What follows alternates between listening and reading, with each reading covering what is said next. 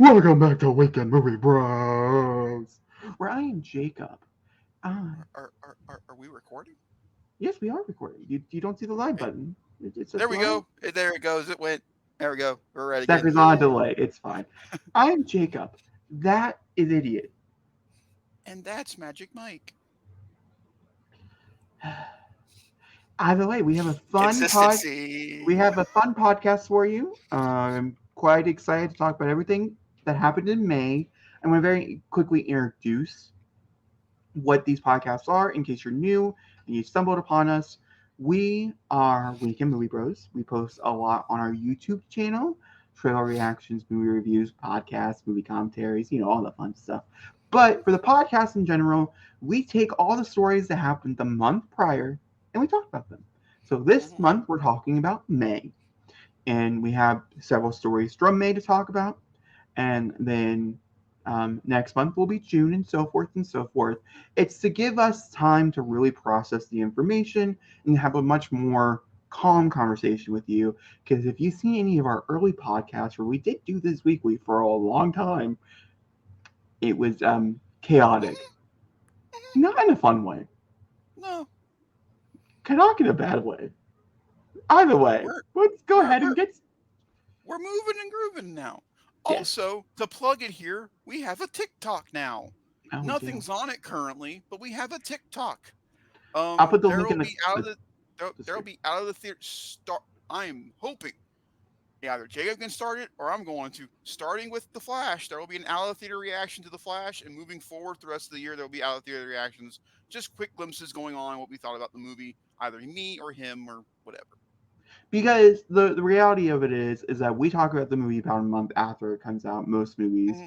And so we want your our initial opinion, because we're not giving our Hmm. initial opinion when we're about to talk, for instance, Guardians of the Galaxy Volume 3, which, by the way, Nice if you have segue. not seen, this is a spoiler review. This is the only review that we're doing this month that is spoiler filled, but I just want to put it out there. It's also the only review June will this be a month different story. where we're both, yeah, for sure. I think all those are going to be spoiler filled. But it's also the only movie this month that we both saw. Hmm. So there's Um, that. Zachari's really to, off his to, to, game. to be very upfront with everybody, I was down for the majority of May. My pancreas was like, not today, buddy. And so I was like, okay, I'll chill.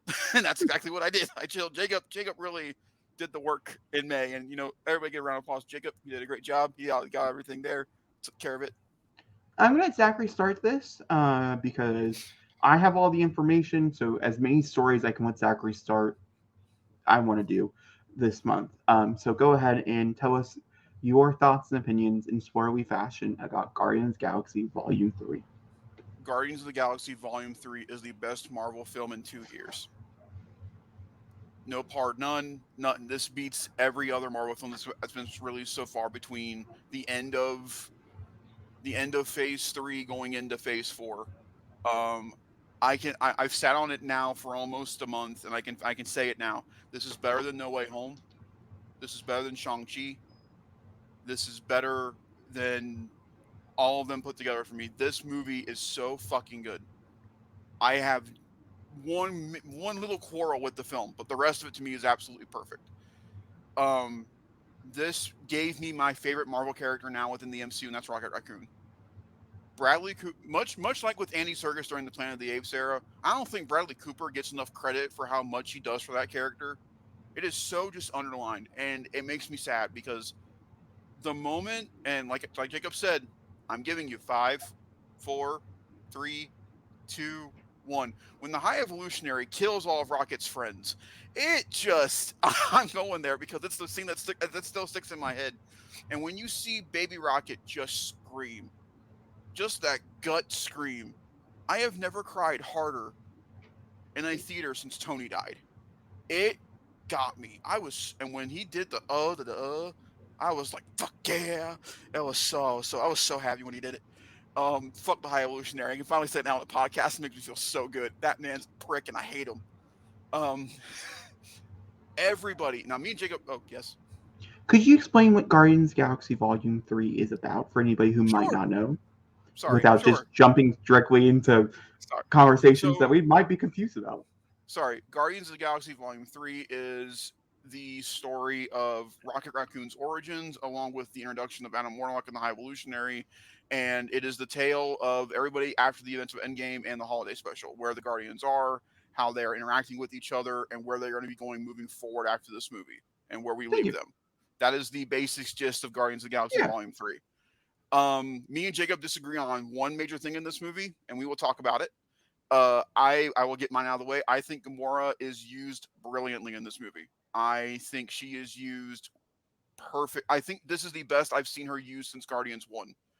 I really, really do. I think she is more a she's more on Peter's arm in Guardians 2 than I remembered. She is very attached to him, and therefore it takes away a lot of her moments to be the assassin that she is. But again, that's a different Gamora going into that time. And I think I still think the scene between her and Thanos when she's on the throne is one of my favorite scenes between the two of them at all, because you can just tell how much she hates him. But I think in this movie, I think Zoe does such a good job of changing it. Like, it is not the Gamora we saw in Guardians 1 at all. And I do agree with Jacob, and I agree with most people. I wish we got more time with her with the Ravengers. I think that would have given us more light and more detail to why her character is the way she is. But without that, I still think she stands out as one of the cooler moments of the movie. And her and Peter's reactions to each other, I think, are genuine. She is not trying to be mean. She's just letting him know, hey, I'm not that person, and you really need to move on from that. I think the scene that gets me the most is when she finally just breaks down and pushes him, and it's just she's not there. Um, Drax to me has the best character arc in any of the Guardians movies, going from when we don't, and then when we meet him in Guardians 1 to where he is in Guardians 3. When Nebula looks at him, I now know what your part is in this gang. You're the dad. Again, bawling because it's the truth. He is a father, and it shows in this movie, and it's so good. Mantis and Nebula have a great chemistry with each other. I love that Mantis finally sticks up for herself and Drax both, and it's a great moment. And Nebula is such a different character. She's funny, she gives a shit, and it's cool. However, though, I can fully agree with Jacob. The best character. I will let him get it done. There you go, bud. Let it out. Um. Go. Oh, he's gone. The best character in this movie, without a doubt, is uh Groot. Groot has moments in this movie that are so good. I mean, like the scene when the wings come out for the first time, or when him and Star Lord go after High Evolutionary and they do and he does the gun reveal. It's so cool. Um, Peter. This is my favorite Chris Pratt performance of all the Guardians movies.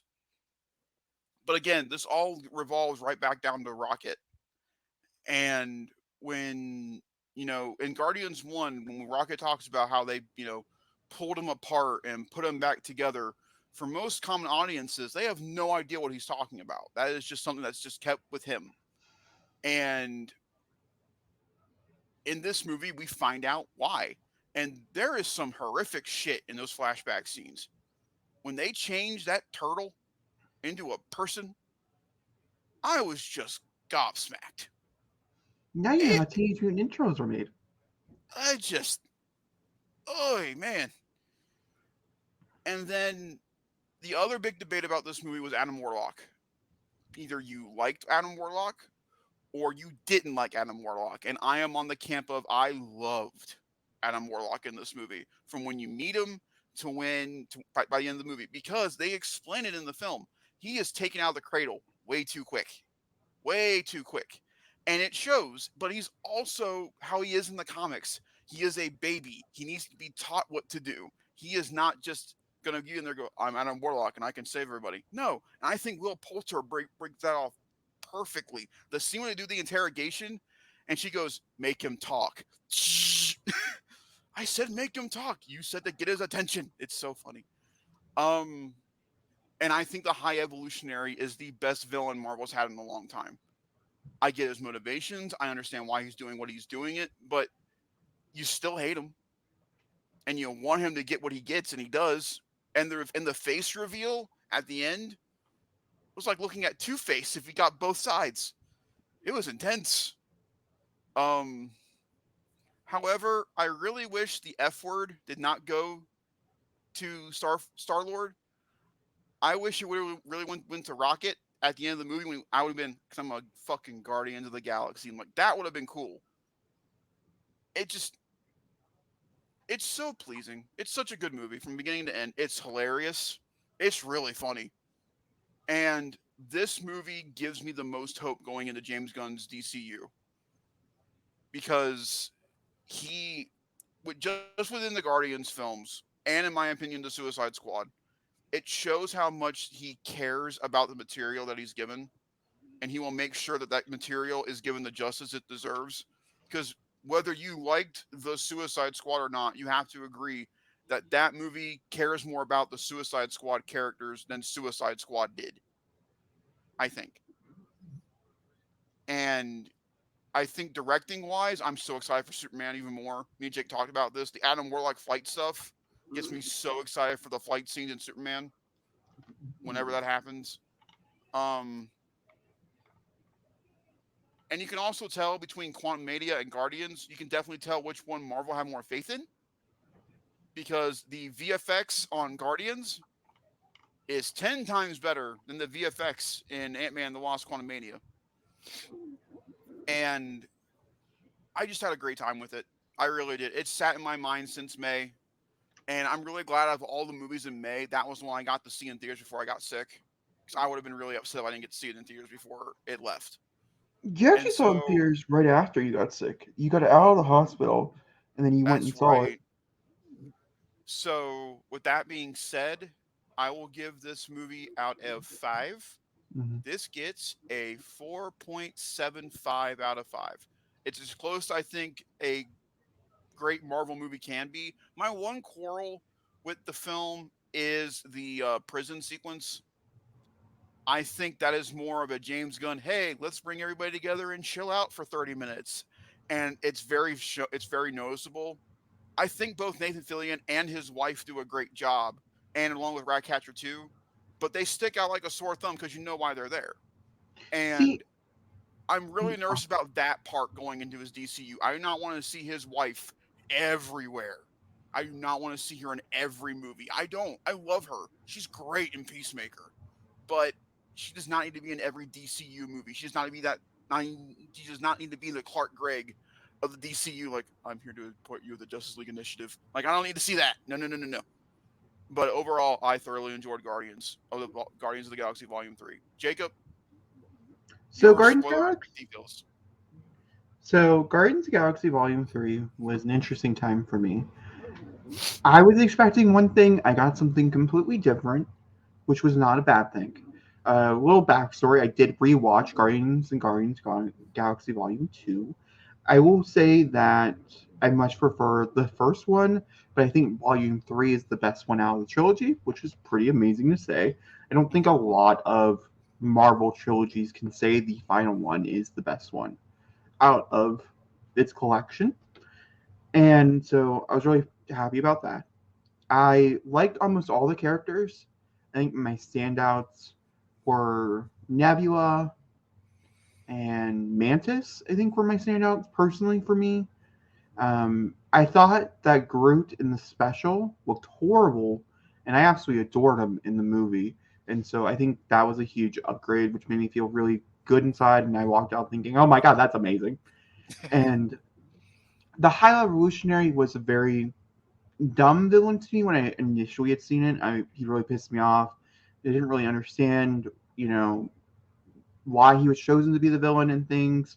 Then I watched a lot of people talk about it. I watched a lot of spoilery podcasts about it and things, and like really big deep dives into the movie, why certain things were done in certain ways, why people believe whatever. And I really got to see the bigger pictures of the High Revolutionary, and it really made me appreciate and enjoy, especially some of the more complex themes. I Mm-hmm. just really love the idea that the only reason why he continued doing what he did was because Rocket Raccoon, a raccoon, was smarter than him. Mm-hmm. And that, I think, made everything worth it in the end. It's definitely the most disturbing and adult Marvel movie I think they've released so far. Mostly on the disturbing side. I think Marvel, when they're doing it right with the humor and like the darkness, when it's mixed at the right number, and we all know those movies, which movies they are, I think Marvel is at its best, like at its truest form. I do think this got a little too dark personally for a Marvel movie in my liking. But he had one intention. James Gunn had one intention, and that is show the harm on animals and what animals go through, and like if we're looking at it in a fantastical world, what people could do to animals, but also we're looking at like a very smaller, like intimate type of like real life thing. I mean, PETA came out and said this is like one of the best ever showing why animal abuse is bad, type of thing. And I think for that regard, I don't think you could have changed anything. I think this is exactly the story that you had to tell. But I don't know if Marvel was definitely the place, in my personal opinion, to tell it as graphic as it was told. Um, in my opinion. But I did like Rocket Raccoon, obviously. He didn't make me cry. I didn't cry. I know a lot of people who did, though. To be fair, I was just like one of the only few people who did not cry. But Nebula, I think, was my standout. I think when Nebula finds out that Rocket is alive, I think is probably my favorite moment of the movie. Outside of the greatest action sequence or the top 5 greatest action sequences. Why didn't I mention that? That you didn't, so I'm going to. Out of the top 5 greatest action sequences ever in the MCU, the hallway fight scene, because of course it's a hallway. Yeah, no, outside of that, which guaranteed this to be a favorite movie of mine, was that fight sequence. Oh, God. I also love the cold opening. I think there's just something about it. It opens so sad. And some people did not like the fact that it opened so sad. Some people really were annoyed with it. It threw me off too. Don't get me wrong. Because all the other ones are really poppy. Like if you watch any of the other openings for Guardians, it's really up there. But this is a different world. They're living in a different time, and I love the rendition of Creep that they use in it. It's so good. Now, that would be something I would say that I did not like about the movie is the musical choices. They're in a weird era of time, to be fair. But I didn't really think all the musical choices were great. I didn't really like a lot of them behind like what's going on screen type of thing. I also did not like Kraglin and the dog. I can't think of Cosmo. Anything to do with them, I'm fast forwarding when I'm watching it at home. They hold very little to nothing to the story whatsoever, except for the end. And even then, they could have just jumped in at the end. They didn't need to keep jumping back. I understand that you're trying to make your brother work, but I like Sean Gunn when Sean Gunn's used well. I just don't think he's really used well here, in my personal opinion. He's used better in Guardians too. Yeah, no, I definitely do agree. I think this is the worst I've seen him used in the Guardians movies. He's and then used better in the Holiday Special. Cosmo is just, I don't really think she is used to her greatest either. When they announced that Cosmo is going to be a part of this, I thought Cosmo was going to go on the journey with them. Like, why else would you bring like Cosmo as an actual character into the movies? And I didn't think the humor, and I also didn't think the humor really worked for me personally either. In that regard, their relationship, I didn't like the humor of it either, which is why I didn't like it. But outside of that, like the plant scene where they go and they find the world, and it's so different from their own with like his like, and he blows it up. Like that's amazing. I have to touch on Gamora since Zachary did say I didn't like her. It's not that I didn't like her. I just think I feel really bad for Zoe Saldana. I don't think they've ever done Gamora justice. I don't even think this does Gamora justice. I think my biggest takeaway after walking out of the film, because I think by the end of the movie, especially because they didn't kill off Chris Pratt, even though he would have survived. But like, even though they didn't kill off Chris Pratt when they, Star Wars when they were going to, and I think it would have made for a much better ending if he would have died, in my personal opinion, with the vibe and tone of the movie. But it's nor here nor there. They kind of did have the spark back, in my opinion, by the end of the movie, where it did seem like she was, I wouldn't say joining, but like that there would be something. When she's leaving and they have that little conversation. I think there was a possibility. And so the fact that she goes back to the Ravengers and we get that one last shot of her where she's happy, and you can tell why she went back. I really just wish there was more things with her at the Ravengers in the beginning of the movie, instead of just focusing on Nowhere. Because I understand why you want to keep Gamora a secret, be like, oh my god, here's Gamora, type of thing. But I definitely feel like there need to be more for her story to really make sense, in my opinion, and why some of the creative choices were made. I just feel bad because I just don't think Zoe's ever got the right justice for this character. And one can hope that Natiri can have. Actually, I really like Natiri in Avatar: Way of Water, so I think it was much better than Avatar. Natiri is the soul of Way of Water. Yeah, I liked her much better than the first Avatar. Her son's the So heart, she's the soul. so yeah, I think that was my biggest takeaway. Is I just I felt bad, but that's one character out of like a whole slew of characters I think are phenomenal here. How did you feel about them cheating death so much in the movie? Because that got annoying after a while.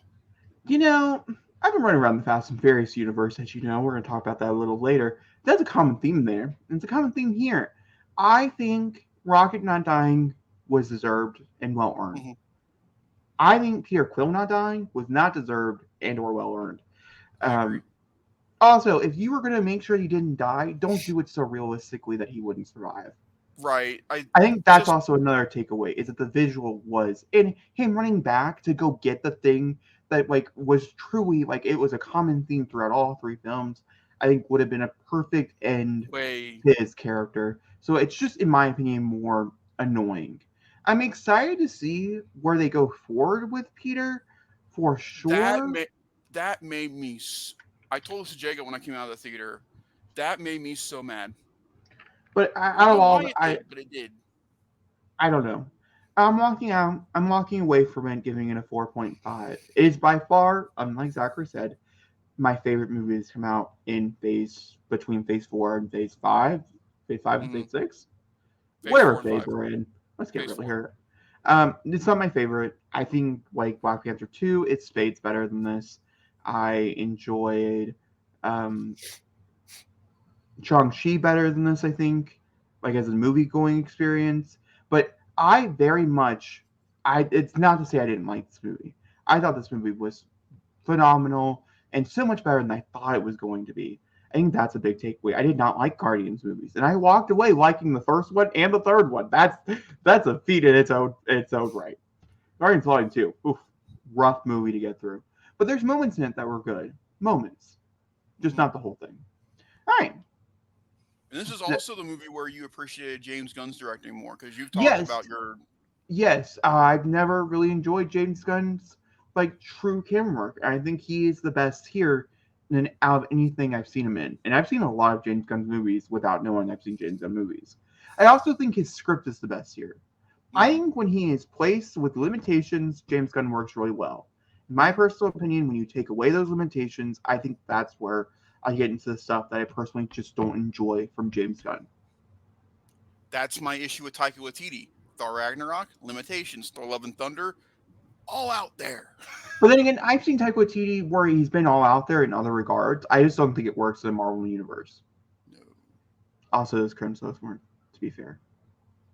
Going on the trailer chats, we have Ragnarok is fantastic, and you leave it alone. Well, I'm talking about Love and Thunder and how much even the cast came out and were like, yeah, that was not the movie that we thought we were producing. Hemsworth is hilarious. Like, I didn't realize how funny it was till I saw it premiere, and I'm like, wow, it took away a lot from what we did. Too much improv. All right, it's moving on. The God Butcher, and he coaches no gods. All right, we're moving on. Trailer chats. This one we're just gonna go in the order that they're listed. So starting with Dune Part 2. Dune Part 2, this was the official trailer. Zachary's been really excited to talk about this. This came out early May.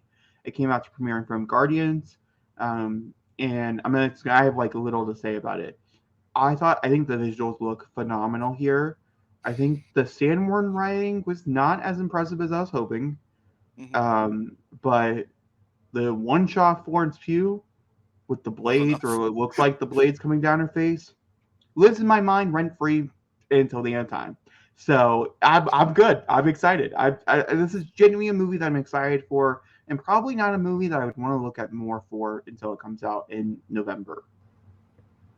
I am done with trailers. I don't care if anything else comes out for this movie unless you say a trailer reaction is needed because everybody else says the trailer's fantastic. I don't want to watch anything. I am good. This trailer, I forget how good the fucking music is. But when that lady comes in and goes, ah, hey, I'm like, fuck yeah, get him. I cannot wait. This movie's going to be so good. And going after Elvis, Austin Butler, you look terrifying, my good sir.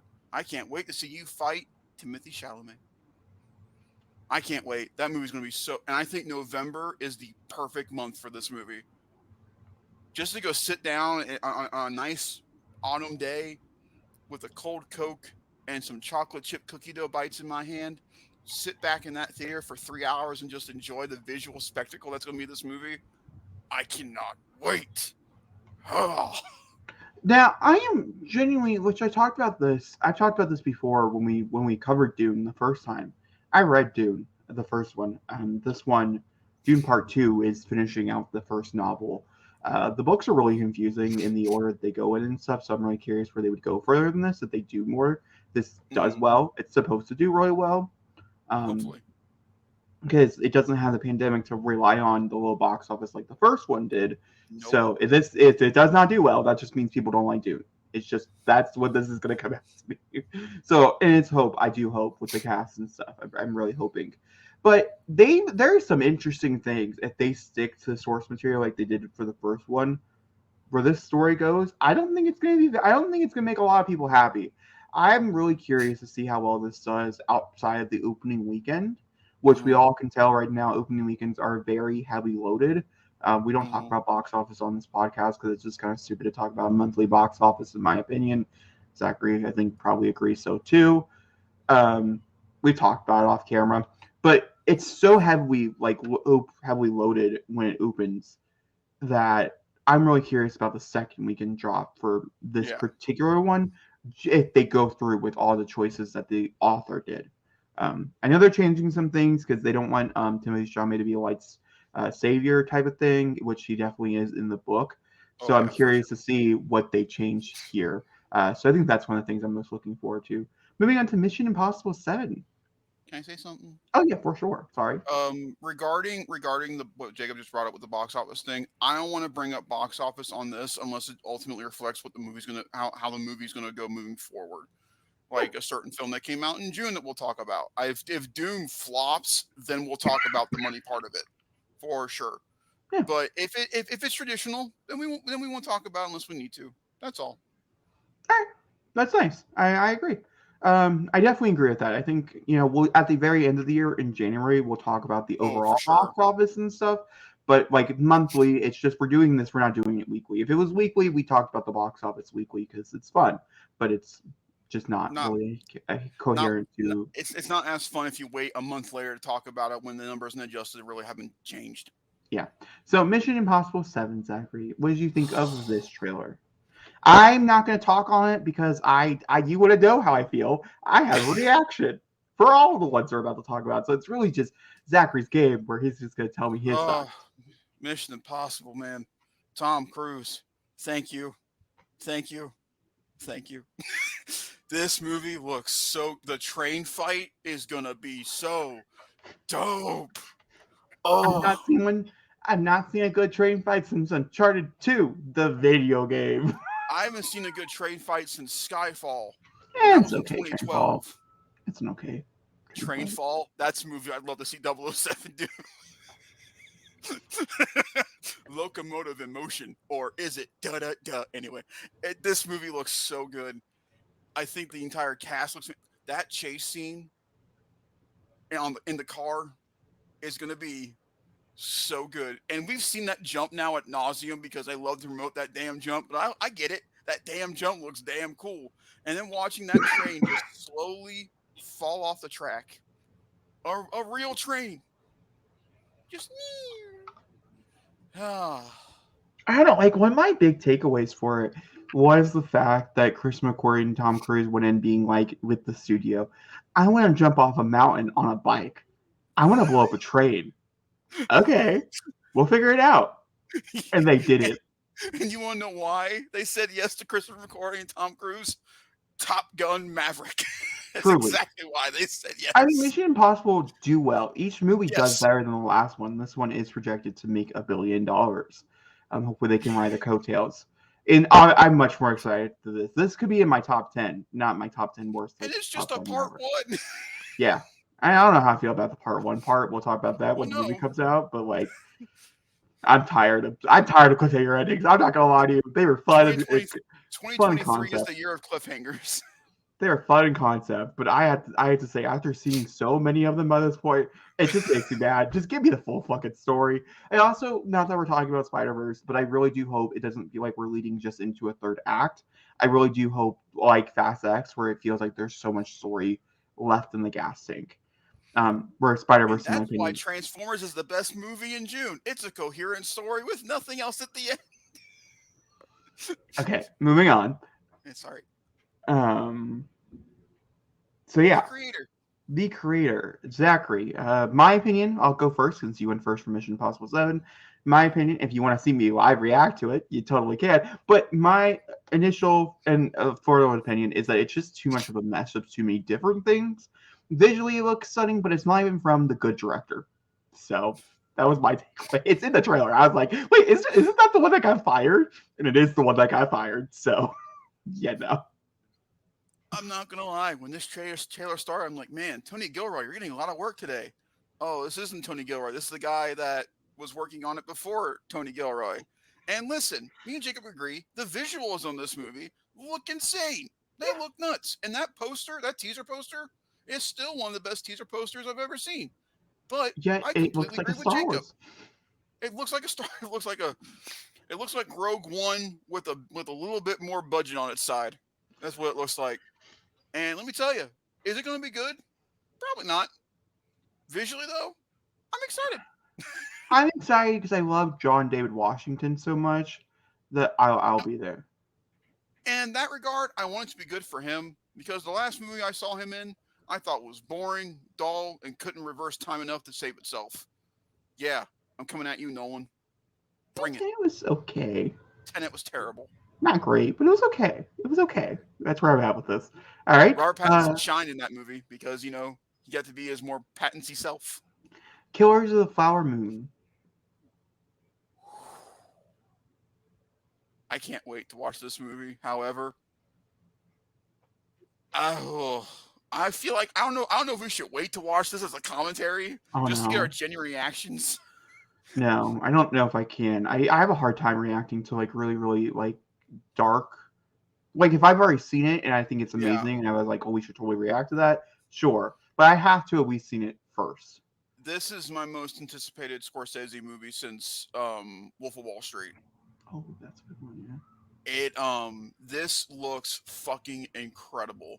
This trailer is haunting, and by the end of it, when they say the final line, it's just a gut punch to the neck. When I walked into it, I had no idea what it was about. I knew that it was getting a lot of headway, and so that was Your a fun reaction's very funny. reaction because there's a moment where it just hurt so visceral, and I was like, "What? What's going on? Why am I?"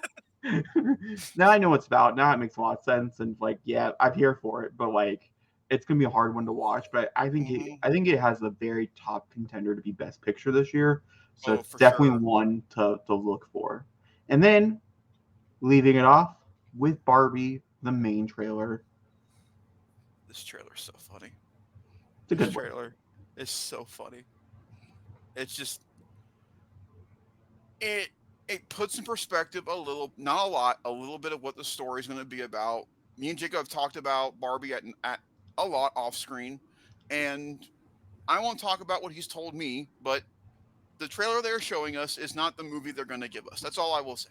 I will Um, say that this trailer is so far, out of all mhm. the things that they released from the movie, is the best impression that we're going to be getting for the actual movie. There It's is still one not fully there, but it's the there is best one impression. thing about this that really throws me off, and that's the Will Ferrell character. Oh, And he'll it be is fun. because he says that doll cannot escape. So I really hope there is a shot in this movie of a real Barbie doll and a real Ken doll walking out of Barbie land into the real world, and they become Barbies and they become humans. Because I think it'll be absolutely hilarious to watch dolls that have no real limbs or joints just statically walking across the screen in different outfits. I think that'd be hilarious. I will say this much. Not that I have any idea if that's an actual thing or not. I wouldn't say if it was here anyways, because spoilers. But they did make them as Barbie dolls. They are their own Barbie dolls. And also, this is part of Mattel, which is not a Lego thing at all. But Will Ferrell's character reminds me a lot of President Business. So, is this a shared universe with Barbie and Lego? And we'll see Emmett or one of the Land of Lego characters randomly pop out here? That would be nuts. I wouldn't throw it off because it's also Warner Brothers. But listen, I've seen things in June that really blew my mind. So, it's just up and up. We'll see. Before we hop off here, before we move on to the next story. Don't know why I said hop off. You know what I meant though.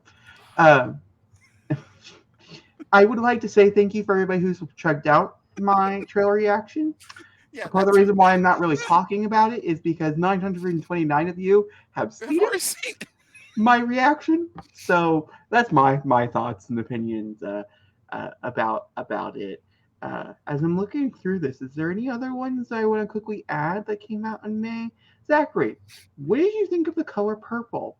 The whole world knows how I feel. How did you feel? I think it looks fantastic. It's fair. Okay. That's it. Oh.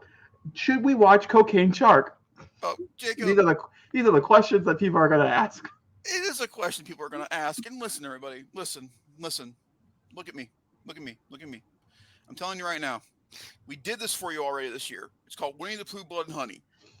And to be honest, I was expecting more out of the viewership of that commentary. I really was. We were hyping that up. And we have to buy Cocaine Bear. Maybe. I'm using this as our way to get out of it, maybe. We have to buy Cocaine Shark. And it's how long, Jacob? Like what? An hour? 10 minutes? Yeah, it's real short. It's short. And we want to do it for you guys. We really do. But I've seen the trailer. I guess my takeaway with Cocaine Shark is the simple fact that if it's available to rent very cheaply, it can't be on the Winnie the Pooh front. For April of next year, we will talk. Maybe a group pick is right there. We don't know. But yeah, okay, moving on. That's all we got for trailers. I think those are all the ones that I want to talk about that I had covered outside of on the channel. All right, let's go ahead and move over to Mortal Kombat 2. This is just a bunch of casting news, and I'm going to read off some names to you. You're going to tell me if you're excited for that casting announcement. There is one casting announcement in this batch of people that really is. You won't know it because you haven't seen the show. But I'm like, why him of everybody to play this character? And I'll get there when we get there. But I'm like, why? I'm on IMDb. They have the entire casting list for it. And so we're going to talk about characters that are coming back and characters that are also new and stuff. So we're just going to go over basically I'd say the entire cast is about done. There might be one or two extra people that are going to throw in here, but we have. No, they said they rounded it out. This is it. So we have Carl Urban, who's coming out for Johnny Cage. No, that's my only thought. I think this could work. I really do. I don't think you're getting Carl Urban enough credit. I hope not. I would like to say that I think that I am, but no, I don't think you are. So hold on. Oh, he plays a great prick in The Boys. Johnny Cage is a prick. But I just don't like the look of him for Johnny Cage. I think that's the thing. It's not so much the acting. Have you seen Mortal Kombat 1? Yeah, I don't like the look of Johnny Cage there either. I think Johnny Cage in that game fits Johnny Cage in this movie pretty well. I don't like the look there. I don't like the look. Okay, I don't know why I'm so protective, but I am protective for some weird. You don't even see what he looks like. You just know it's him. I'm just annoyed. That's all I got for you. Hiro Sakana. I'm so sorry for the horrible pronunciations. Hiroyuki Sakana, the person who played Scorpion, is coming back. Hiroyuki Sanada. I fucking love the man. I just cannot pronounce the name. Chin Han plays Shang Tsung. Oh my god. Shang Tsung. Shang Tsung. Thank you. I am tired. Am I? No. Martin Ford. Moving on. Martin Ford plays Shao Kahn. Shao Kahn. Shallow Kahn. He is shallow in the games. It's very true. Oh, it's this dude?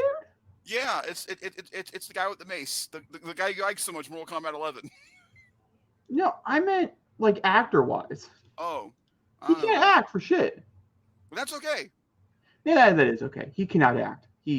No, not one bit. Jacob, listen, I'm telling you right now, you didn't see Annihilation, so I didn't put you through it. This guy is Shao Kahn way more than the skinny guy they had in Mortal Kombat Annihilation. Tati Gabriella, who I absolutely adore, is playing Jade.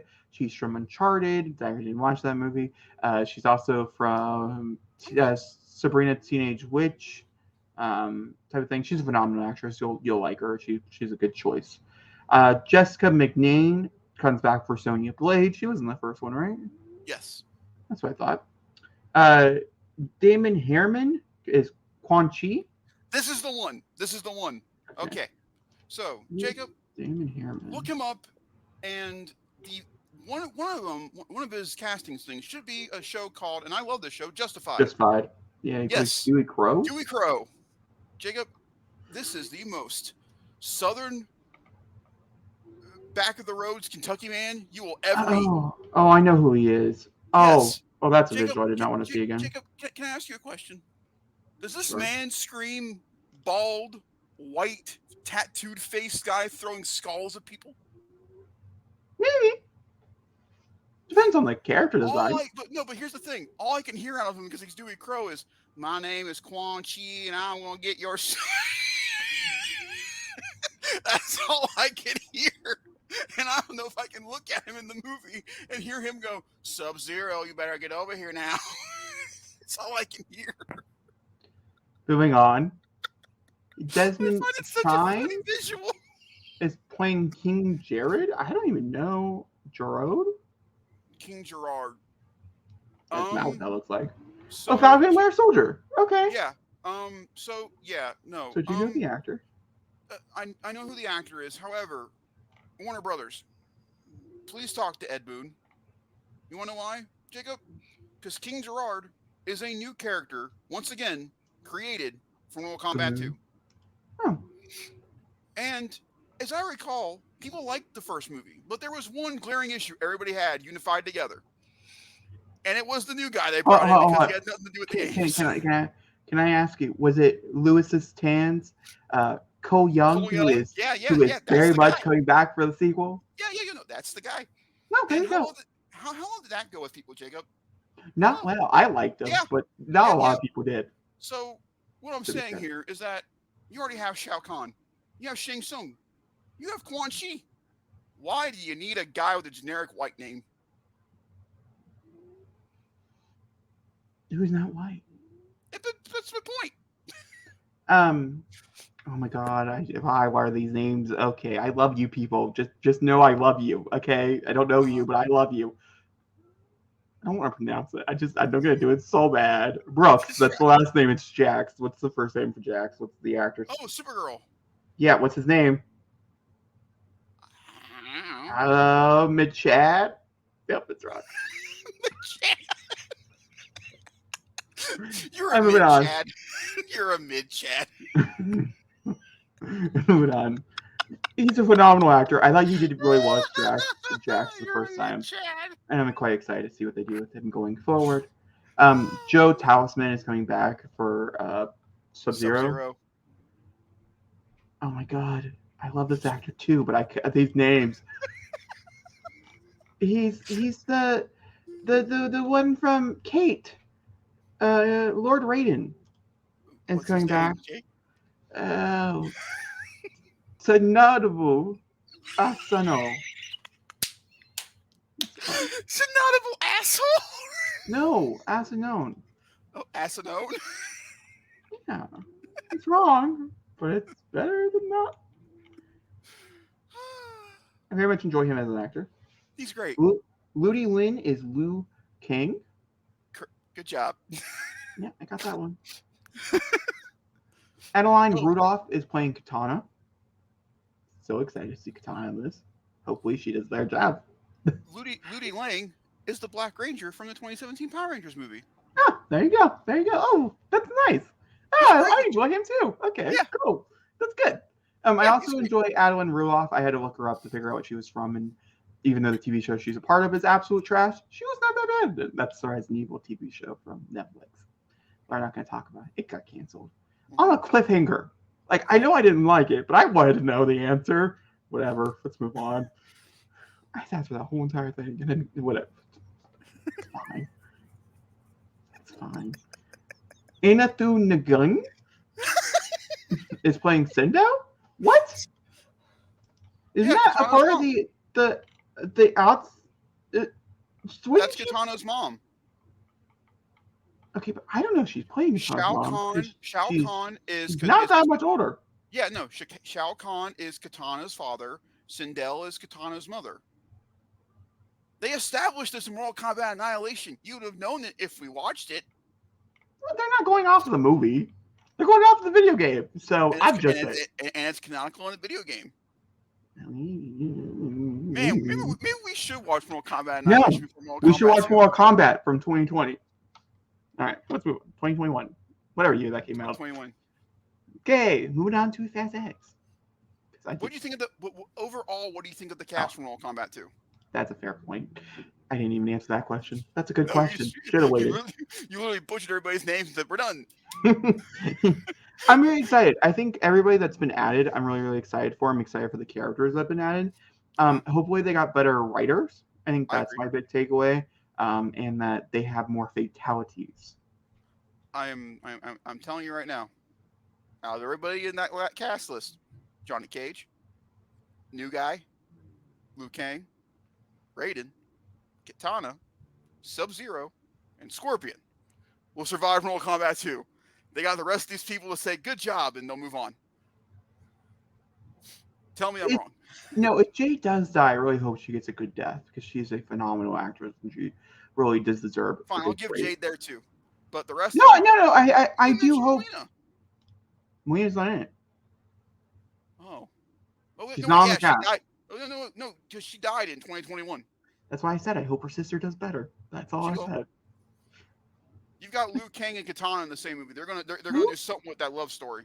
Who puts Melina in a movie and just murders her in 2 seconds after she arrives? Because unfortunately they're doing everything for Melina in 2. If Shao Kahn and Sindel and Katana were all in Mortal Kombat 1, she would have survived.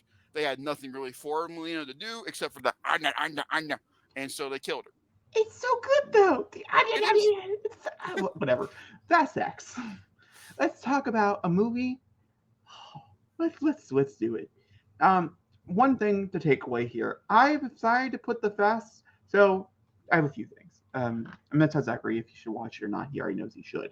But essentially, Fast X is the 10th movie in the long-running Fast and the Furious franchise.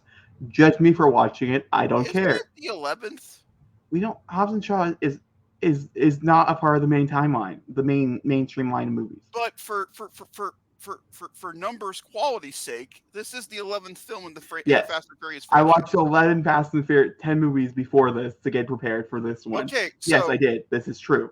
I watched them in a weird order, the proper order. Why would you not mention Hobbs and Shaw?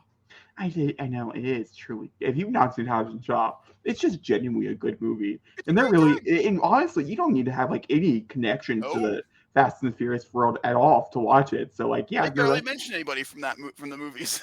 It was such a bad view. They didn't care, so they didn't mention anybody. But if you like some of those characters, they pop up in other Fast and Furious movies that you could go watch too. Fast 5 is a standout. Fast 7 is a standout. Fast X is a standout. So with that being said, I did go back and rewatch a lot of these in theaters. They were playing them for the 10 days leading up. And I saw the first one in theaters again. I saw the 5th one in theaters again. Very stoned. I saw Unknowing to Me. It's just a complicated story. It's fine. And then I saw the 7th one in theaters and the 8th one in theaters again because my mom and I had never seen it together. The first one made me cry in theaters. It also should have been a rated R movie. Those are my takeaways. Also, it was kind of gay, but everything to me is gay, so like it's not that shocking of a twist. Fast X, let's go to the main one, is set after the events of Fast 9. If you haven't seen them, I don't want to spoil anything for you, but they got some big players in here. There's a few deaths in this movie that did shock me. There's obviously a twist ending because, well, fun fact, somebody caved and came back. Not going to say who. Jacob, without saying who, you just said who. Exactly. And he got exiled out of a different franchise. He was like, please take me back. Hierarchy of the Fast and the Furious movies changed. And unwillingly. My big takeaway, my big walk away from this movie, other than the fact that I was on cloud nine when I walked out of this film. I called Zachary, and you could hear it in my voice. I was just genuinely it's super happy, and just like, this is the best Fast movie since, oh my God, in so long. It was me with Transformers. Now, I did not go see it again. I used the rule of thumb that I use for Marvel movies. Sometimes one and done is the best way to go. And Fast X, I will watch it at home. Obviously, I'll watch it as my catch-up that I do every year for these movies, or every 2 years when I rewatch them. But it's definitely not a movie that I'm going to particularly want to rewatch a bunch of times, because it does make me a little bit anxious that it doesn't hold up outside of that first initial viewing. And I don't want to ruin the beauty that it does have in my mind, because it truly was a fucking phenomenal film. Everybody does a great job, except for one actress that makes me kind of sad. That'd be Brie Larson. But I do hope, because if she does come back, if love, story wise, we'll see. People do die in this movie. She could be one of them. I don't want to spoil any for anybody who has not seen it yet. I do hope if there's more of her in other movies that are in the same realm or anything like that, she's more game to actually being an actress and not game for someone who's just there to have a good time. Because that seemed more on the lines. For somebody who I was really looking forward to being in the movie, it was a bit disappointing. If you're not looking forward to it, I don't think you would notice, because I normally don't notice acting like that. But I think because I was so looking forward to it. But with that being said, Ratcatcher 2, Danielle, we're going to call her Ratcatcher 2 because I cannot pronounce that name, was fucking phenomenal here. And her story arc is beautiful. And it's like one of the top standouts. But the standout, the reason why I recommend this movie, other than Charlize Theron and Michelle Rodriguez's fight, which is really short, but it's worth it, is Jason fucking Momoa. I've never liked Jason Momoa in most things that he's been in. I've enjoyed it. I've watched almost everything he's done, but he is the standout in this movie. He is beautiful. I want 9 more. I want 9 more of Dante. 9 more movies. I don't think I'd get bored. He went wild. He is so free. He can do whatever he wants. And Universal, literally, there's one scene that involves nail polish, and that's all I will say. That is one of the most disturbing things I've seen this year in any movie. And it was in a Fast and Furious movie. And it was shocking. I mean, shocking. The unhingedness of him, like the true unhingedness, just for fun. The things he just thinks are fun are insane. There's also Charlize Theron has 2 fight sequences in it, and they're both phenomenal. The directing here is phenomenal. The writing is about on par with every other Fast and Furious movie you'll watch. Nothing to stand out wise, but it was still good. It hit me in the right moments, and that's all that really matters. My big takeaway, and this is my only thing, has to do with Jordana Brewster's Mia Toretto, is there's a certain point in the beginning of the movie where they're sitting down to have their big feast. This ends on a cliffhanger, so they can't do it at the end of the movie, so they switched it for the beginning. Is the fact that obviously Brian's not there because Natalie Paul Walker passed away in 2017, but none of her kids are there either, and she has 2 kids. And we've not seen them since Paul Walker had died. I'm sure that's a very much objective choice. But because Fast 7, the last one that he was a part of, was so much against him being a family man. Like, it was so much against him being this person who's just watching the kids. And because Jordana Brewster really fought hard to be a part of the action of these movies. Good for her. She deserves it. She does a good job with it. I'm not complaining in that regard. But it does feel weird when she's here with certain characters and no one else a part of her family is. It almost feels really disjointed, and it felt that way in this movie particularly, because even though if they wouldn't bring back Paul Walker, even just having like her son there or something, I think would have made the bigger difference. Like, not even having both of her kids. We've never even seen the daughter. but just the I son, I feel think. like having the son there would make sense now because Dom and Letty have. Especially because this whole movie is about little Brian, little B. I'm called little B because I don't like the name Brian. Just it's never sat well with me. But either way, little B is such a huge part of this movie, and well, a lot of reasons why he doesn't really work.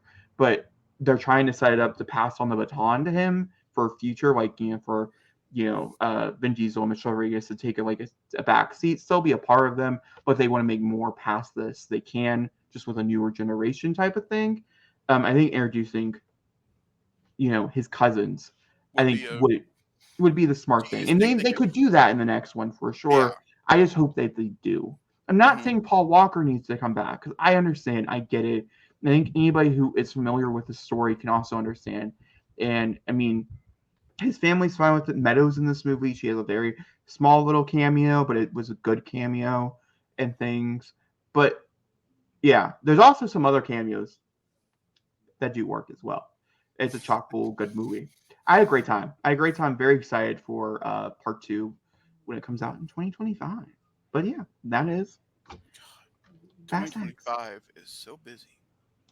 Moving on to Zach. Oh, I didn't rate it. When I got out of the theater, I think I gave it a 5. I think I told Zachary it was perfect. Yeah. I think those were my words. On retrospect you speaking, sat it's like a on it. 4.5.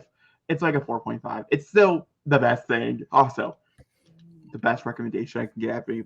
Watch Fast 9. See how horrible a movie that is. Truly, almost unwatchable. Then watch this and it's shades better. You'll just be like, this is amazing. Oh, and also for costing $365 million, Universal? No. I don't care how much money you're making off of streaming. No movie should cost that much money unless it's like Avengers or something. Because there's just so many cast, there's so many people to pay. That's the only reason why it should cost that money. Vin Diesel was like, they're all getting their due. Yeah, I mean, that's truly what it is. There's so many cameos in this movie, and they all got paid very handsomely, even if they only have like 6 seconds of screen time. Do you think one cameo got paid handsomely or no? Yes, I do. Vin Diesel pays. That's like one of the big things. That's why people stay committed to these roles. Why they keep coming back year after year is because they get paid very well. But for it costing so much money, I think the VFX could be 10 times better than what they are. Can I ask you a question? Sure. Were the VFX better in Transformers or Fast X? Transformers for sure. But I would say there are, outside of the third act for Transformers, there's less VFX in Transformers than there are in Fast X. Which is impressive, is it not? Yeah, no, I definitely do agree. And I don't know, there's one particular shot that ends the movie that I was like, that was a bad shot to end this movie on, that's for sure. I feel like everybody talks about another scene from Fast X when it comes to the CGI nonsense. Oh, are you talking about HQ? Because anything to do with any of that shit, no. That's a horrible idea. I like the more grounded HQ. The ones they're juiced in this season, the ones before, where they're in like little the little warehouses that they do. Little warehouses. That's what they should do. They never Everybody do this. Come on in. We're going to the warehouse with the cars. Yeah, no, that's what they should do because that was atrocious. I didn't want to talk about it, but I did want to mention it for anybody out there who's like, talk about how bad the VFX are. I did. They're not great, but it still doesn't make the movie bad. It almost makes it kind of seem like a Saturday morning cartoon in a way, just for adults. Yeah, I think that's a good way to describe that. It's like a Saturday morning cartoon for adults. That's Fast X. Wow, I knocked it out of the park. Okay. I find now this makes more sense why I like Fast X so much. That was your Saturday morning cartoon. I saw my Saturday morning cartoon in June, so now we're good. And I would say this is more of a Saturday morning cartoon than your Saturday morning cartoon. Really? Yes. Trust me, you'll understand. But yes. All right, Beetlejuice 2. Beetlejuice. Beetlejuice. We said it 3 times. Michael Keaton's not in my room. Damn. Not that I'm a huge fan of Michael Keaton. Now will you show up? On the internet. Okay, so here is Twitter. Michael Keaton, come on the Weekend Movie Bros podcast. Oh my god. How nuts would that be? So, I have a little bit to read. Zachary, before we jump into the specifics of Beetlejuice 2, let me know how did you like Beetlejuice originally? It's also wonderful. Okay, so I have something to confess. Sure. I've never seen Beetlejuice. That will be rectified. It's all good. I've never seen it. I've seen scenes from this movie. I think the scene I've seen the most is Daylight Come and I Wanna. I've seen that scene. I think everybody on planet Earth has seen that scene. But I've never seen what Michael Keaton looks like in this movie. Yeah, I know, crazy. Um, um, and yeah, so I have no expectations going into a sequel. I think I'm about to. I think Jacob's about to give me a good little reveal, and I'm prepared. Good night. Okay. Wow. That's a.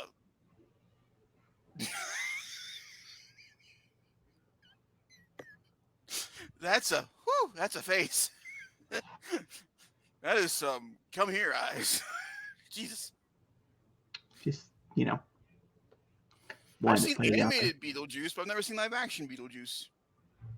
That's so not shocking to me whatsoever. I feel like it So should be shocking, but I it's have no so. expectations because also I don't think Tim Burton's made a good movie in a long time. I know he made a good show, but I don't think he's made a good movie in a long time. I don't even know if Wake Wednesday is like a great show though. You ask anybody else, they will tell you otherwise. It's a good fun time. Like you need something to watch. I definitely would recommend Wednesday. Don't get me wrong, but it's not like a What I'm phenomenal saying is show. that people can mostly agree this is the most universal praise Tim Burton's gotten in a long time. No, I would agree with that as well. But His that being last said, his last movie was not exactly our favorite. Involved a flying elephant. hey, I like Dumbo. I enjoyed Dumbo. Okay, I saw that movie very stoned, which is the way I recommend it, 110%. But while we're That on also it, involved Michael Keaton. did it? Yeah, he's in the movie. Him and Danny DeVito. It was a Batman Returns reunion. You were also stoned, so you probably would remember. Should I rewatch Dumbo? Only stoned. Because I truly, when I saw it in theaters, I saw it with a group of people. We were all high, stoned. I don't like using because high is such a mixed word when it comes to drugs. We were all stoned when we saw it in theaters, and I literally thought Dumbo was flying at my face. Like I felt like I could touch Dumbo. He looked so realistic. It felt so real. And I recommended to everybody to go see it without telling them that I was super stoned when I saw it. It was a bad idea. It was a bad choice, and I know that now, but I did not know that then. So Jacob, Beetlejuice 2. Beetlejuice 2, a movie that I probably also see stoned. Because fun. No, I'm just kidding. I don't like seeing it the first time. There's certain movies though, like I'm getting off subject. Beetlejuice 2 opened September 6th, 2024, unless it moves. A lot of movies are, so it's possible. But at this very moment in time, September 6th, 2024, there is little information available with the follow-up to Tim Burton's 1980 film about a pesky protagonist, but filmmakers is returning with Michael Keaton as Beetlejuice, Ryan Ryder as Lydia Dietz. Additional cast members includes Wednesday's Jenna Ortega as the daughter of Ryder's character. That's an excellent casting. Shocker. Well, I mean, it's a phenomenal casting, though. Like, It is. in their defense, Jenna Ortega does look like Winona Ryder, She does. especially from that But period. It's well I casted. love Jenna Ortega. I think she's a phenomenal actress. She's great in Scream 6. However, Also, this has been a deal. This has been a deal I'm making before Wednesday even came out. yeah, but here's my thing. When you look at her version of Wednesday, and I've seen pictures of Winona Ryder from Beetlejuice, they look very similar.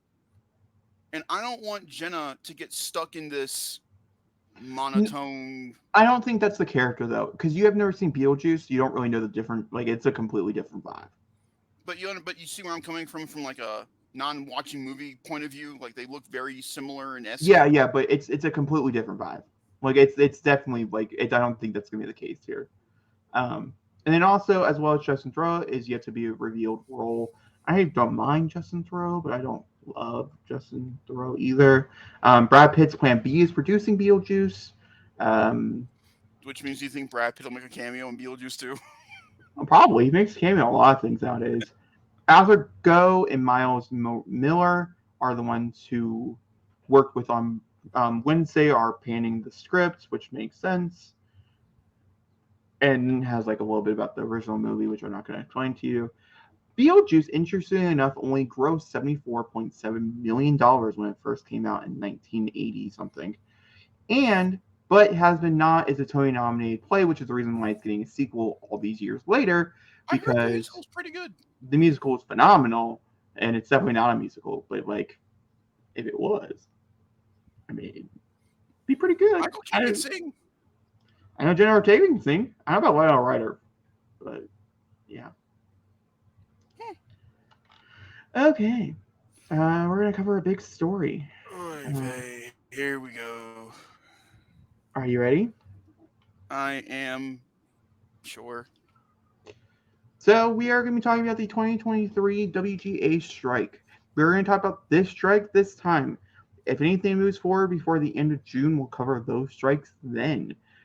Particularly the actor one, which could be going into effect any day now, if it goes through. Directors once told them no. Directors are like, they have to be on set, the film dust. That's essentially what happened if the actors have to leave. Obviously, as we know, in June, several productions have shut down because of this, even though the scripts were done. Every production that is still currently running is because the script was done beforehand, or for instance, like Daredevil, half the scripts were done, so they were only filming up until the point the scripts were over, but that has since been shut down. And the Penguin, yes, and they've all been shut down because of the strike. So before we also have a response, and I did not like the response either. So before we talk about the strike, I want to talk about one in particular movie that's still filming as we speak.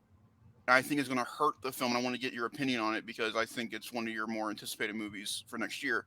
Deadpool 3. Mm-hmm. They came out and said they are still currently filming the movie, but Ryan Reynolds is not allowed to ad-lib on the movie because of what's going on. Do you think it was a smart decision on their part to continue filming? And do you think them not being able to ad-lib will hurt the film? Yes. I do think that one, if you have the okay to continue filming. At this very moment in time, I really hope it's not one that gets affected by the strike. But Ryan Reynolds moved up in May. Ryan Reynolds, we'll talk about that next month. Yeah. A lot of movies move because of it, but Ryan Reynolds particularly had talked about how he didn't do a lot of ad-libbing. He did a lot of ad-libbing in Deadpool 2, but the original Deadpool, he stuck very much to the script. He had a few lines here or there, but everything was pretty much what was written for him, which was, and so we just have to hope that it's as good as the first script for Deadpool, whichever one they end up going with, because there's like 5 or 6 that were written for that movie, but whichever one, So hopefully that's the case. They have a lot of things they're doing with this movie. That's also could be another reason why, even though a lot of things are being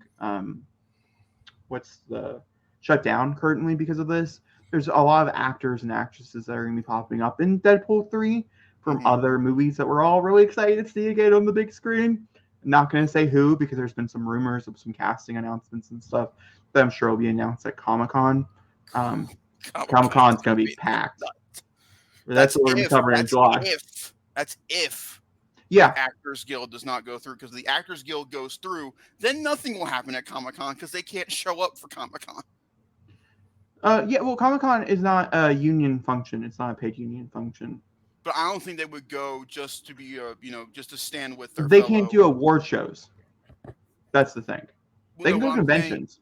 What I'm saying is I don't think they would go just to stand with their fellow writers and actors if they don't want to do it. I don't know. Comic-Con's a little different. I can understand where you're coming from as well. I'd be curious to see if it did go through, what would happen in that regard, for sure. But if the things do happen, they kind of need to move forward for the people who are coming back for the roles and stuff, so they don't have the chance of like No Way Home or Multiverse of Madness, where several actors and actresses are supposed to show up in those movies and not being able to for scheduling conflicts. And so they might not have a choice but to move forward because of everything else going on. And if it's only Ryan Reynolds who's really ad-libbing then it It's should be not that fine. it should be fine. I think, in my opinion, that's a good question though, and it's important to the conversation because it did just get announced that they are Hmm. moving forward with it. It's one of the only Marvel things that are still in production right now, and that's not to say it can't close production in like 4 days. Yeah, it just You know, depends. it's just at this very moment in time they get to move forward. That being said, the reason why the strike is going on, the really simple answer here is because writers do not get paid at all. Directors get paid, not a lot, but they get paid more than writers. And then actors get paid, especially if you work at Netflix, upwards of like $50 million for a project. Talk to Robert Downey Jr. and like other things are coming out, not yet, but soon. Huge paydays. Ryan Reynolds is a famous actor over there. Adam Sandler, part of the reason why he makes almost all of his movies exclusively through Netflix is because of the payouts. But the writers who work on all these projects, good or bad, however you feel, does not matter, do not get paid. They get paid below bar, like than anything. They can't come home and pay rent. That's how low of money that they're paying. And yet they're suing out millions and millions of dollars to the people who are performing their work. And it's Hmm. really annoying and really not great. And so they voted as a union, should they go on strike? And they decided to, because I think we all should look backwards in time. The last time we went on strike was 2007, 2008, or 2008, 2009, one of the 2008, 2 years. 2009. And those movies were awful because those movies decided, I mean, I just think of Quantum of Solace, really, to be honest with you, I think of Revenge of the Fallen. or Revenge of the Fallen. Those are the movies that they decided that that the actors on set were going to continue to write the movie, even if the writers weren't there. And so they were written as the movie was filmed, and they Hmm. were some truly awful films that came out during that time. And I think that's what they're trying to show here. But now it's not just we're affecting the box office. Full on TV channels won't have their normal premieres on time, and then streaming is a big thing here. A lot of streaming shows are being pushed. Release dates are not going to be met, and that's you're kicking, because streaming is unlike television and movies where you have to pay monthly for that. So let's say Hmm. you're really looking forward to something that already announced the release date for it. You're like, okay, I definitely get Netflix during, you know, June of 2024 for whatever reason, Whatever. using a random date here. And then everything that you're looking forward to is now pushed till August. You're not going to continue your subscription because there's something else, some other subscriptions. So they're going to be losing subscribers. It's the best way to fight this. Um, and that's really is um, what it's about. It's really what it's about is they're not getting paid in things. Truly And awful stuff. it's terrible. And you would think after everything that has gone down from 2019 up to this point, with how much, the cinema and media in general has helped, you know, us, maintain sanity. And these writers, during the pandemic especially, put out truly, truly some fantastic material on a crunch time they did not need to be Yeah, on. see, that's also another thing is just like VFX artists and stuff who are also, it's a very big problem in Hollywood at this very moment in time. It's an extremely highly like demanding job. Hmm. Some TV shows that are filming, they change their scripts daily. Like that means the writers have to come in, have to rewrite an entire scene that they spend all this time working on daily on set. And it's not exactly a good way to live, especially if you're not getting paid What you should be getting. what you should be getting. Well, I mean, I remember this If you all can't going. even pay for the streaming service that you're writing for, It's not. I mean, Well, I mean, I remember when. I mean, this is within topic a little bit. During very high crunch times during video games, like people got fed up because they weren't getting paid enough to stay there multiple days during the week without going home and sleeping and working on a game, and it's still being put out the way it is, and it's not their fault. It's the same thing with film and television. They should be able to pace themselves, make these scripts the best they can be, and they should be compensated for the work they are given, not the all right, here you go for a little bit. If you're on for a full season of a show, you should get paid for a full season of the show, not for what you wrote for the show. You should get paid for what you did. Other things and such also go as following as the fact that Hollywood has basically got rid of residuals. I think you don't know what a residual is. I'm going to very quickly explain it to you in case it's not a familiar term for you in the movie space. Residual refer to money paid to people who worked on a piece of media and which is repackaged, resold, or re-aired. So, like Friends, for Yeah. instance, on TBS. That's why syndication used to be such a big deal. Hitting 100 episodes is what you would do to get into syndication. That's no longer a thing. Getting to the point where your show was being aired on TBS or Comedy Central meant that you were sharing in profits in such show and getting guaranteed repeated checks for years to come. Friends, that's how Jennifer Aniston and all of them, outside of their other work, could live forever. The writers who worked on those also, it's not a big paycheck. You But know, still, it's something. it's a small little thing that you get every single time. But once the TV show goes into streaming, those residuals die. You don't longer have them at all. That there is no residuals in streaming, and it's a paid single fix. You get paid for the amount up front, and that's it. And that's for every season. So if you're coming back and you're working on the second season of Daredevil when it aired, you got paid up front for that entire season to be there. That's it. You get that one paycheck. You don't get paid for every episode or like type of thing when it airs because that's not how streaming works. And so they're trying to figure out a way to make it a little bit more viable, I guess, is the Hmm. best way. Um, yeah, because yeah, it's a very complicated situation. Hmm. Do you see an end to said strike within the near future, or do you see this going into the new year? So, I was really hoping to sit down. I'm going to leave a few articles down below, but guys, in case we'll also talk about AI to close this out here in a second. But I'll leave an article or two down below for anybody who wants a bigger explanation of what's going on with this. They originally thought they were going to come down to an end this coming up month in July. It's been going on since late April, early May. They didn't go on strike until like the second day of May, so this is the reason why we didn't cover it in April. But it got announced in April, and July was supposed to be the final month, and then they finally came out and said um, that the big producers of Hollywood said that they're not worth it. Was the thing that they're not going to concave to the union? That it's either they come back to work on their own time or they don't come back to work at all. So no, at this very moment in time, I don't see an end to this strike for the foreseeable future. Which feels really, I feel really bad for a lot of people because a lot of people that are on strike right now, like Ted Lasso, for instance, their entire writers team is on strike while supposedly their final season was airing. That they spent so long writing and doing all this stuff for, and they didn't really get to enjoy that entire experience because they were on strike for 90% of it. So Yeah. yeah, that's a real problem. Another thing that's popping up is AI, And Chat GPT. which is yeah also AI. There was a rumor going around that they were going to try that people with low budget, really low budget movies that couldn't afford a script writer or anything like that, were going to try to write movies with AI. I don't know if you saw this story running around. I don't really know how well AI is going to do. I don't think really well. Mm-mm. That one of the fun things Black Mirror was going to do, this like the newest season of Black Mirror, even the season afterwards, if they get another one, was to have a whole AI direct, like written episode.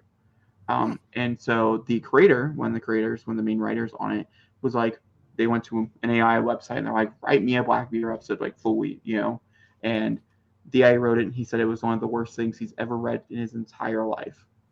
That if he would be ashamed to even put an actor through reading what was written on the AI page, Mm-hmm. which is pretty much how it goes.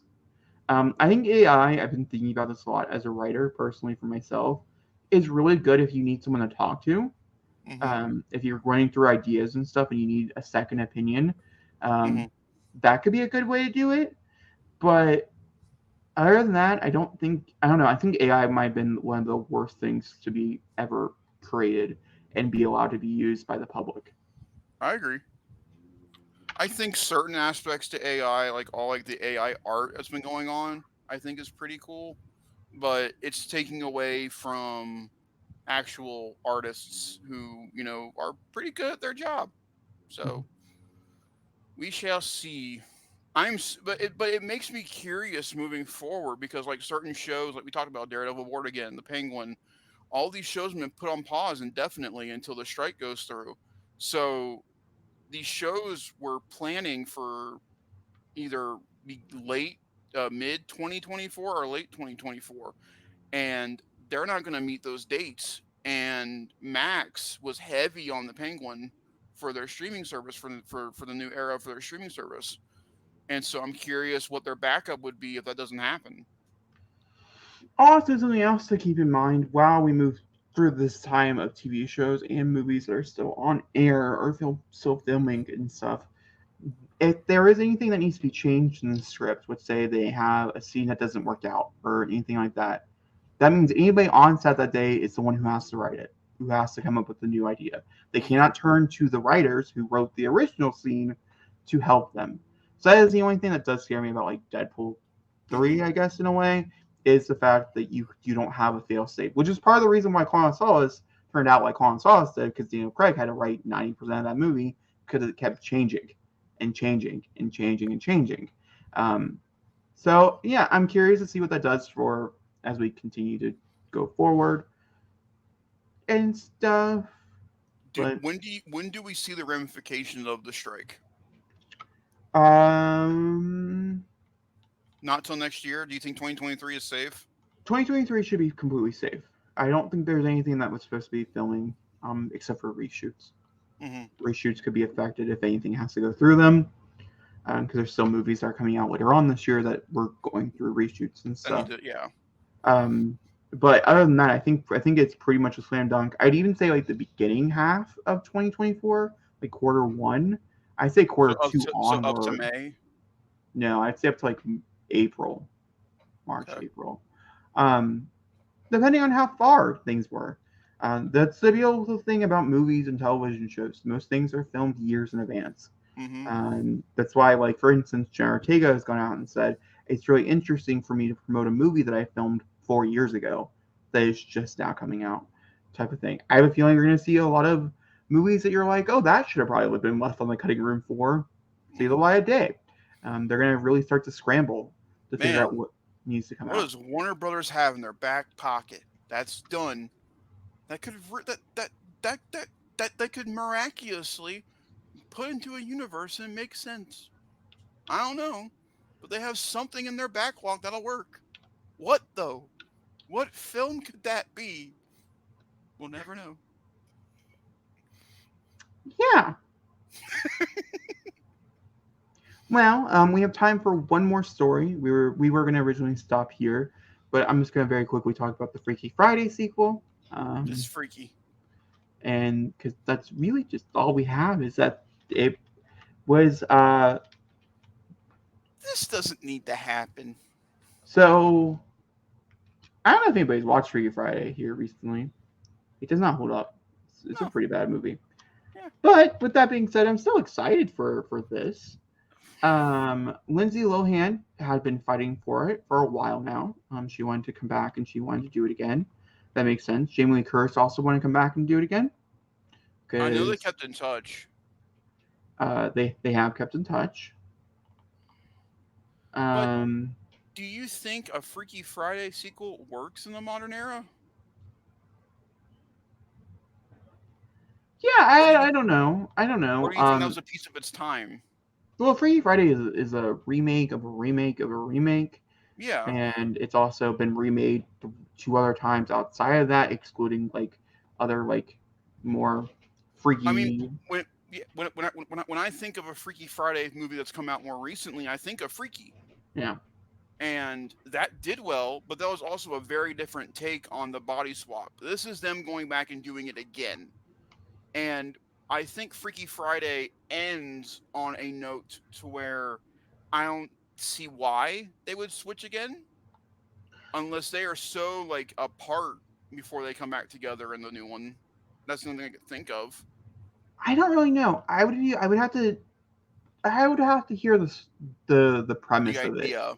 I know that like Lohan, who was promoting other movies for Netflix, had come out and said that the only way that they were going to move forward with a sequel nowadays, like today, and they would come back and they would film it, is if the idea was enough for the fans to like really love, and that was Mm-hmm. worth all this years later, outside of just the normal nostalgia play. Mm-hmm. Because it would definitely be a nostalgia play when I think of Freaky Friday. Outside of just rewatching it when Disney Plus came about, like in 2019, I think is when we rewatched it, and it was so racist, just did not hold up. Um, it was really well. Like I had really fond memories of it when I was a kid, in that regard, just not as an adult. That's when we went back to a lot when we were younger. Yeah, we watched it a ton when we were younger. And So then didn't Disney Channel just do this again on yeah, Disney Disney Channel not Channel too long did ago? do one, but it was horrible. It was absolutely horrible. So they made that into a musical. That was a musical Freaky Friday remake. I just unless the idea, like you said, is good, I don't see a reason because I don't even really have nostalgia for this movie. There's no moments except when they change bodies for for the first time and do the Crypt Keeper scene in a room there and Lindsay's song in the movie. There's nothing else that really stands out from that movie as a man. That's an iconic shot. You know what I mean? Like so, there's no not even nostalgic wise. The only real nostalgic part of it would be seeing Lindsay and Jamie back on screen again. And I think it's shown that Jamie Lee Curtis is fantastic, but her comeback in Halloween wasn't exactly, well received by many people. Yeah, but this is a completely different vibe, and I'd say this is like Freaky Friday is like one of Jamie Lee Curtis's better films in general. Hmm. Overall, it was right before Lindsay Lohan had the big fallout as well. Uh, so That's like, that's the other part of this equation. Do you think by the time they start filming this, I know Lindsay's doing better, oh yeah, but she's great. She's doing great. She's pregnant. She's about to have a kid with her husband. She lives in where Dubai, where she's lived for years, and she said Dubai was the thing that saved her. And she was, I really enjoyed her. I mean, she's still the same exact level cabaret actress that she was when she was younger. When I watched Falling for Christmas, which is just a little cheesy, but like, yeah, I but still liked her. knowing that the memories that probably I would think would stick with her from Freaky Friday were what happened after the movie. Do you think why would you want to go back to that if it had such a negative impact on Well, unless it's just to show how much has changed since then? she had talked about how Freaky Friday, particularly, she had very fond memories of. She said it was like one of the best sets that she was a part of and things, and her and Jamie's bond when she did that movie I was I know something Jamie that's was a big thing for her during her recovery and stuff. so like So I think yeah I think it makes a lot of sense. I would go simply watch this because of Jamie and Lindsay. Just to see them on screen together again, I think would be nice.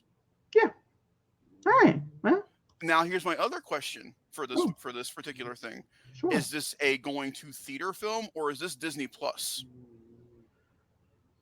I feel like it could be a Disney Plus sequel. I think it's in the same caliber as some of the Like other ones Hocus Pocus?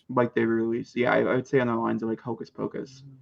And I don't Now, think either of them are opposed to streaming. I no, don't think either actress would I be agree. opposed for it to I be a was just Disney Plus curious, movie. like, do you think there's a caliber here where they would try to put this in theaters, or do you think they would hedge their bets and just make sure that the viewership's there for people who want to watch it and not lose money on it? Yeah, I would definitely say just keep it strictly as a. Because I know Hocus Pocus 3 is staying on Disney Plus and not doing a thing, which is good for them because it did well for them, obviously. So if this does well, maybe there's reasons like maybe they could spawn off with their kids or something, like with Lindsay's kids, maybe or something on that line. Yeah, so and there could be more here. If it is Sure, Disney Plus, I'd keep it a movie. I was like, should it be a TV show? No, I'd keep it like Santa Claus. You know how they did the Santa no, we don't Clauses and talk about stuff. that. It got everybody really liked it. Who watched it? That was. I think it's a waste of time and a waste of Tim Allen's time. But I my hate. point being here, I get what you're that saying, but do you uh, think you could spread that out into like a no, that's six? why I said keep No, it. That's why I say keep it a movie. I think it works better as a movie. All okay. right, Zachary, go ahead and say the outro. As always, thank you guys very much for watching this week's episode of Weekend Movie Bros. They hang out for part 2 where we talk about, things and stuff and things. And we'll see you when we do that. Make sure to ringling that dingling bell at the bottom and hit that comment section. I love that it gets it every time. You should know that I say this now. It's a thing. Make sure to like, rate, subscribe, hit that dingling bell, and hit that comment section. Let us know what you thought of this episode, all the stories we talked about. Once again, like Jacob said, thank you to the thousands upon thousands of new people who are watching our content, our trailer reactions, our movie commentaries, all the above. Thank you very, very much, and we will see you in the next one.